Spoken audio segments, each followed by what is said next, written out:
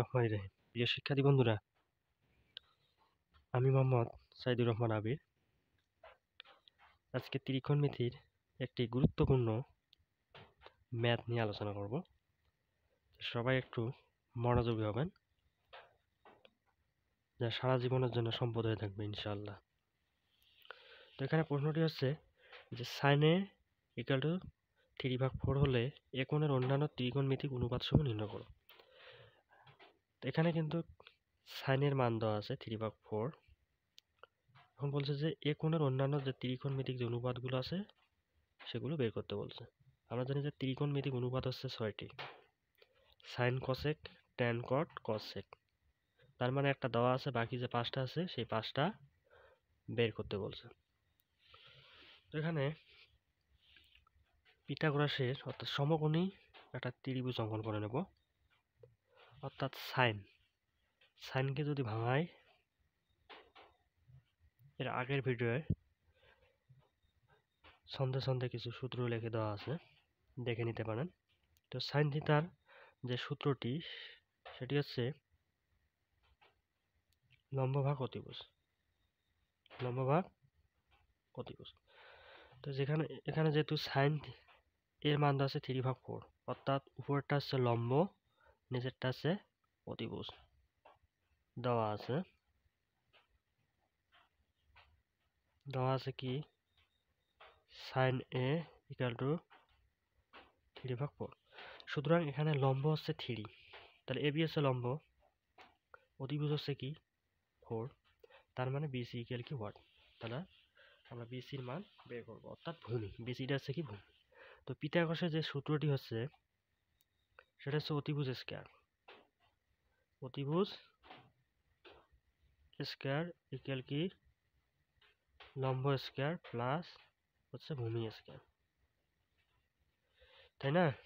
তাহলে এসি হচ্ছে কি, অর্থাৎ অতিভুজ হচ্ছে এসি, লম্ব হচ্ছে কি এবি, ভূমি হচ্ছে বিসি। যেহেতু এখানে মান চাইছে বিসি অর্থাৎ ভূমি, তো একটু সাইড ট্রান্সফার করব। এই ডান পাশের জিনিসটাকে বাম পাশে নিয়ে আসবো, আর বাম পাশের জিনিসটাকে কোথায় নিয়ে যাব, ডান পাশে নিয়ে যাব। তাহলে A B square plus BC square equal AC square, অর্থাৎ জায়গা পরিবর্তন করলাম, স্থানান্তর করলাম। যেহেতু এখানে বিসি বের করব, তাহলে বিসি কে বাম পাশে রাখলাম। তাহলে এসি স্কয়ার, যেহেতু এখানে নাই বলতে একটা প্লাস চিহ্ন আছে, এই প্লাস ডান পাশে যদি যায় তাহলে কি হবে, মাইনাস কি হবে এবি স্কয়ার। তাহলে বিসি স্কয়ার ইকুয়াল, তাহলে মান বসে দেই এসির মান হচ্ছে 4 স্কয়ার, এবির মান হচ্ছে 3 স্কয়ার। তাহলে বিসি স্কয়ার, তাহলে 4 কতবার আছে, 2 বার আছে, 4 4 কত হবে 16। 3 কতবার আছে, 2 বার, 3 3 9, অর্থাৎ 3 দুগুণ 6 লিখলে ভুল হয়ে যাবে, 4 দুগুণ 8 লিখলে ভুল হবে, অর্থাৎ নিচের জিনিসটা 2 বার আছে। হ্যাঁ, তাহলে 4 4 কত হয় 16, 3 3 9 বিসি স্কয়ার।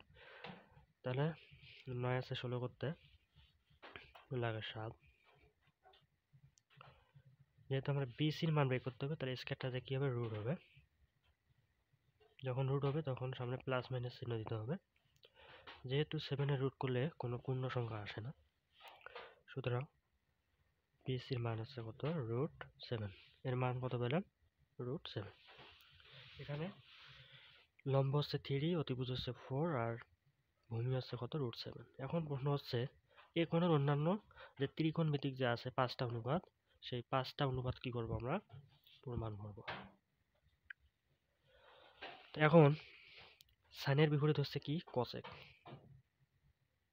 Cosec theta. তাহলে কসেক থিটা কি, যেহেতু সাইনের সাথে কসেকের মিল আছে, তাহলে উল্টে দেন, তাহলে অতিভুজ ডিভাইডেড কি লম্ব।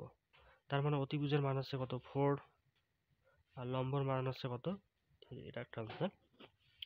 এখন তাহলে দুইটা গেল, এরপর হবে ট্যানের বিপরীত যেহেতু কট, তাহলে ট্যানকে যদি আমরা ভাঙাই তাহলে পাওয়া যায় লম্ব ভাগ ভূমি। লম্ব ভাগ ভূমি। তা লম্ব কত 3 আর ভূমি হচ্ছে কত √7। এটা একটা আনসার। যেহেতু ট্যানের বিপরীত কট, তাহলে কি করব উল্টে দেব। এখানে এ দেব, যেহেতু এখানে অনুপাত কি দেওয়া আছে, এ দেওয়া আছে। তাহলে ভূমি